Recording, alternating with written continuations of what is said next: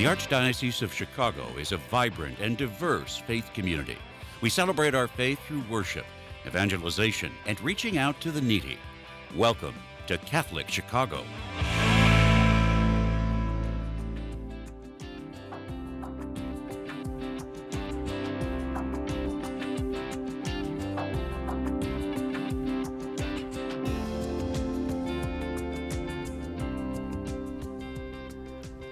Good morning, welcome to Catholic Chicago. I'm Father Greg Sakowicz, the rector of Holy Name Cathedral in Chicago, and seated to my left, dear friend, Dr. Edward Gordon, who is a historian, who is an author, who is an economist, who's written about 20 books, many articles. And on Sunday, July 13th at 1:30 p.m. in our cathedral, no charge, Dr. Edward Gordon will speak on the topic of the California missions in Spanish America yesterday and today. And I want to welcome to the program Dr. Edward Gordon. First of all, how is your lovely wife, Elaine, doing? Well, she's fine. Thank you for asking. Yeah, and you and Elaine have been involved in the cathedral, registered for how many years? Let's see, it would be 43 years. 42. 42 years parishioners at Holy Name Cathedral. Correct. So you go back to Bishop Tim Line. Yes. And then Father Bob McLaughlin. Right. And then Monsignor Dan Mayo. Yes. And now you're stuck with me. Well, don't worry about it. Well, now tell us, on Sunday, July 13th, 1:30 p.m., your second in a series, and this is the California's missions in Spanish America, yesterday and today. Tell us about that, Edward. Well, now some of you have been out in California.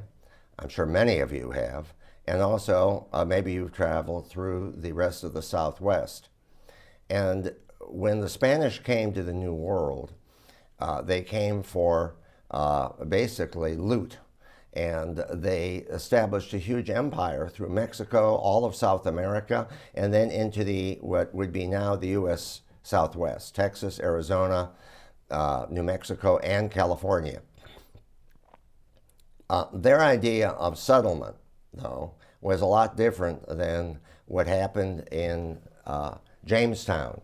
And when the English came, they actually shipped many of their dissenters and convicts to the New World to settle that territory. The Pilgrims come to mind. When you think about them, they were not Anglican church members. They were dissenters, and they were basically encouraged to leave. Well, the Spanish didn't do it that way. The Spanish had a very hard time convincing people from Spain to come to the New World and settle and be farmers, etc.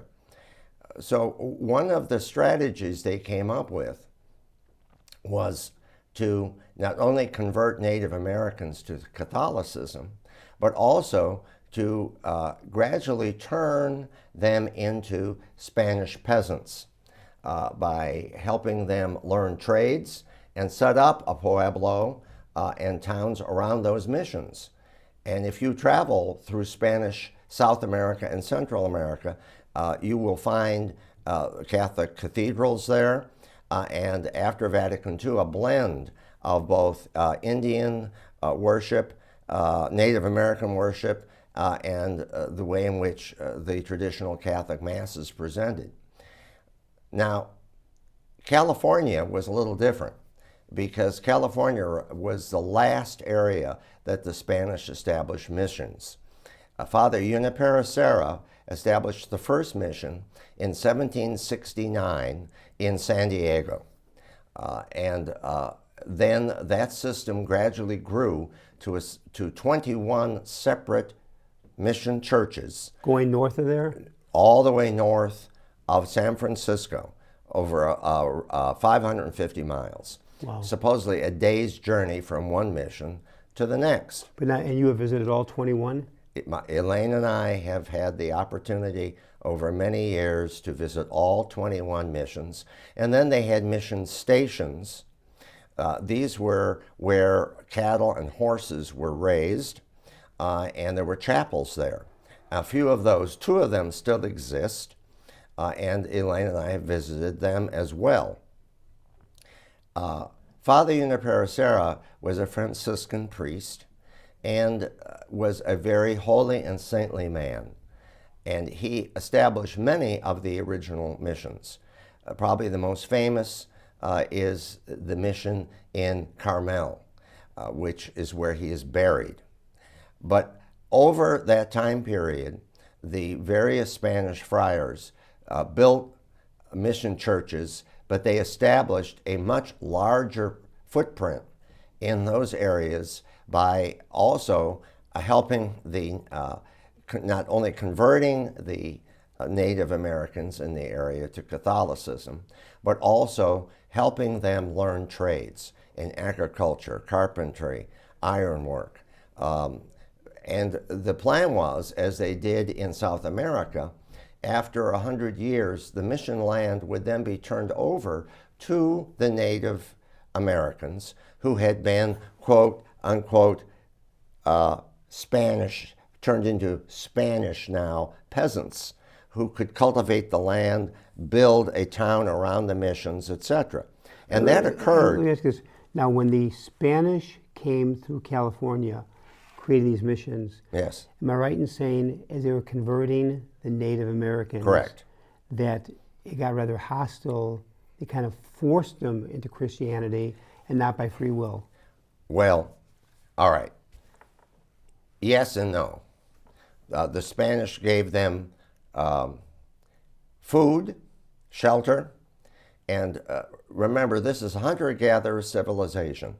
For some, this eliminated a lot of the difficulties of daily life by becoming a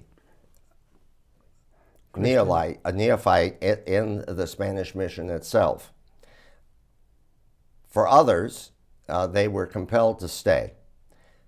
Now, when you visit a Spanish mission, there are in Texas, New Mexico, Arizona, and California, you'll see all these mission churches. When you go and visit, you'll see these cemeteries, and you'll say, "Oh my God, they killed all these Native Americans." No.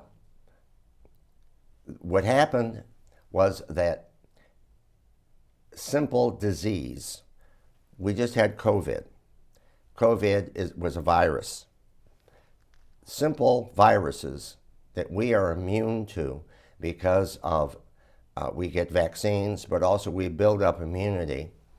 The Native Americans had no immunity to smallpox, measles, and other diseases. And they died from those diseases. So the Spanish brought it to them. Right. Interesting. Now, if you go to New England, you will find that there are the remnants of Christian villages that the Protestant missionaries converted those Native Americans to various forms of Protestantism. The same thing happened there, where the Native Americans died from contact with the Europeans. Now, it is interesting, though, to note that the bulk of the Native American population in California, at least, died after it became a state in the United States. This was early on, and also during the California Gold Rush. During the California Gold Rush, people came from all over the world looking for gold, and they went out into the hills of California, and they shot down the Native Americans to gain control of those territories to look for gold. So the bulk of the Native American population that died from contact with the West was not in the Spanish missions, but was once California became a state, and even before that, because of the California Gold Rush. So the gold seekers killed a lot of the Native Americans in order to gain control over the gold fields. and then look for the gold.